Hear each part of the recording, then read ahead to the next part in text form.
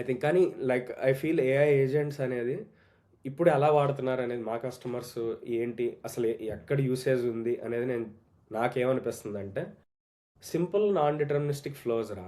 ఇప్పుడు ఒక IT support desk ఉంది. ఐటీ సపోర్ట్ డెస్క్ వాడికి okay X number of paths ఉంటాయి జనరలీ. అరే బాబాయ్ నా పాస్వర్డ్ మర్చిపోయా, ల్యాప్టాప్ పోయింది, సంథింగ్ లైక్ దట్.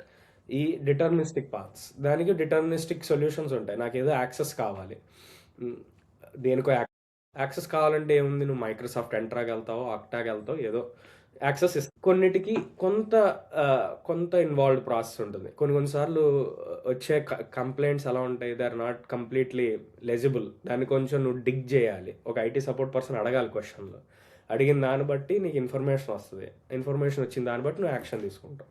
అక్కడే ఏఐ ఏజెంట్స్ అనేది పనికి వస్తుంది. వాటికి నువ్వు enough skill files, enough tools ఇస్తే అది కరెక్ట్ క్వశ్చన్ అడిగిద్ది. అది మేము యూసేజ్ చూస్తున్నాం అనమాట ఈరోజు మా కంపెనీ, మా కస్టమర్స్. ఒకట్రా ఇంకోటి ఏంటంటే మనకి వర్క్ ఫ్లోస్ వచ్చినాయి ఏజెంట్స్ కన్నా ముందు. మనం use to build work flows కదా. సో ఇప్పుడు నాకు బాగా చూసేది ఏంటంటే there are lot of use cases where work flows can be really good.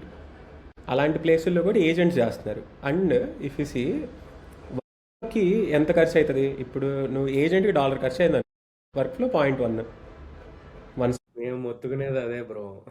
మా ఫస్ట్ ప్రోడక్ట్ వర్క్ ఫ్లోస్, కానీ తర్వాత ఏజెంట్స్ అడ్వాంటేజ్ దానికి ఉన్నాయి. మనం ఉన్నాయి అసలు. ఫస్ట్ మన వర్క్ ఫ్లోకి ఏజెంట్కి ఐ థింక్ వర్క్ ఫ్లో లోపల ఎల్ఎల్ఎం ఉండదు కదరా, నువ్వు ఎంసీపీ సిఎల్ఐ టూల్ సైడ్ ఉంటుందా? ఓకే,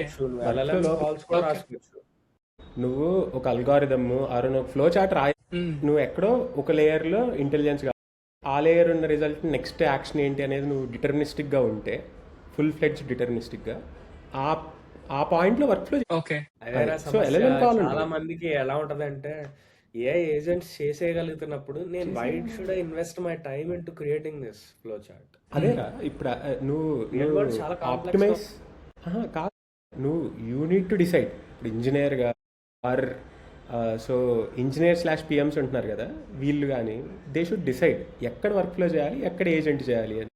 బికాజ్ డెఫినెట్గా నాకైతే I have seen some use cases wear అరే ఇది ఈజీగా వర్క్ ఫ్లోరా, ఇక్కడ ఏం లేదు, అక్కడ ఏం జరగదు, 4 స్టెప్స్ ఏదో 2వ స్టెప్లోనో 3వ స్టెప్లోనో. అంటే నీ ఉద్దేశం వర్క్ ఫ్లో అంటే you have some task to do, దానికి కొన్ని AML ఫైల్స్ పెడతావు, rule sets, it checks the AML file, it follows or not, and then reach the goal.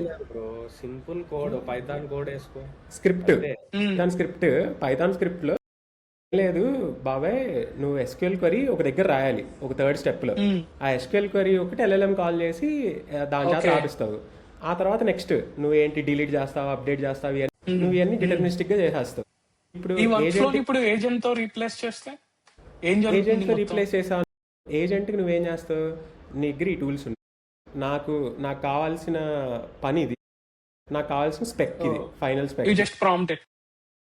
So అప్పుడు ఏం చేస్తుంది అది, అరే నా దగ్గర ఈ టూల్స్ ఉన్నాయి, ఈ టూల్ డిస్క్రిప్షన్ చదువుకుంటాను, దిస్ ఇస్ ఆల్, ఈ కాంటెక్స్ట్ అంతా తీసుకొని అది ఫైనల్గా ఇస్తుంది. కానీ ఇప్పుడు నువ్వు ఇప్పుడు say if it is a very straight forward thing, 1/100 1/10 minimum.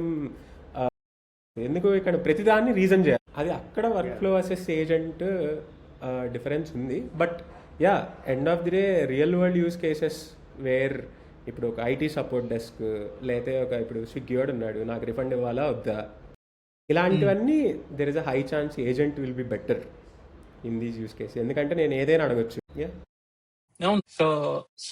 So మేము కూడా ఇప్పుడు